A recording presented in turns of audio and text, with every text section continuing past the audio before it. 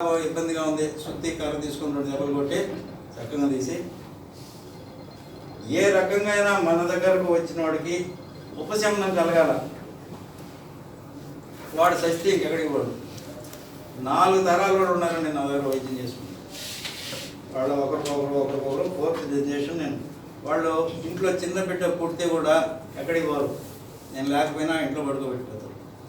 నేను చచ్చినట్టు వాడు కావాలని సైజు మాత్రలు చూపించాను. నేను కావాలని సైజు దగ్గర నేను చుట్టాను మాత్రలు. ఆ నమ్మకం ఎప్పుడైతే మనం తెచ్చుకుంటామో, కనీసం వాడికి వచ్చిన రోగాన్ని గురించి మనం తెలుసుకోకపోతే మన మీద నమ్మకం పోతుందని మనం అన్వేషిస్తాం. Record maintenance main. నేను 32 సంవత్సరాల నుంచి రికార్డ్ మెయింటైన్ చేస్తున్నాను. రికార్డ్ మెయింటెనెన్స్ ఎవరు చేస్తారు? డాక్యుమెంటేషన్ ఇప్పుడు మోడర్న్ పద్ధతిలో చెప్పే డాక్యుమెంటేషన్ అనేది ఆయన 32 ఏళ్ళుగా చేస్తున్నాను. EMR electronic medical. ప్రతి పేషెంట్కి ఒక పేజీ వదిలిపెడతాను.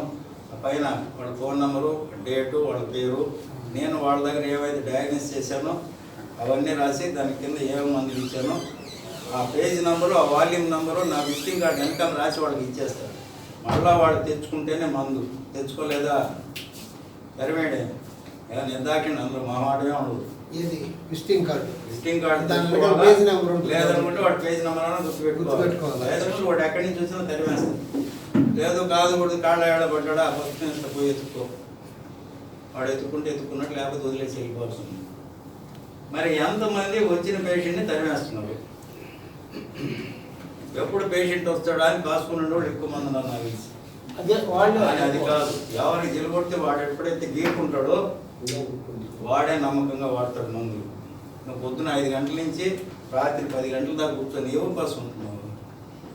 నీ దారికి వచ్చేవాడు నువ్వు ఒక టైం పెట్టు. నేను పొద్దున 5 గంటలకు చూస్తా, 9కి తాళం వేసేస్తా. ఇంకెవరు వచ్చినా చూడను. వాడు అవసరమై వాడు వస్తాడు. డబ్బులు కావాలంటే డబ్బులు వస్తాయి. ఎప్పుడు నీ దగ్గర సత్తా ఉంటే ఖచ్చితంగా వస్తాయి. ఇందాకే చెప్పాను, డబ్బు ఒక్కటే సంపాదించుకునేది కాదండి. మనకి లోపల సక్రమంగా ఉంటే మనకు ఒక బాధ కూడా రాదు. మనకి ఎప్పుడు ఎంత అవసరమో అంత వస్తుంది. భగవంతుడు ఇస్తాడు ఖచ్చితంగా. నా అనుభవం అది.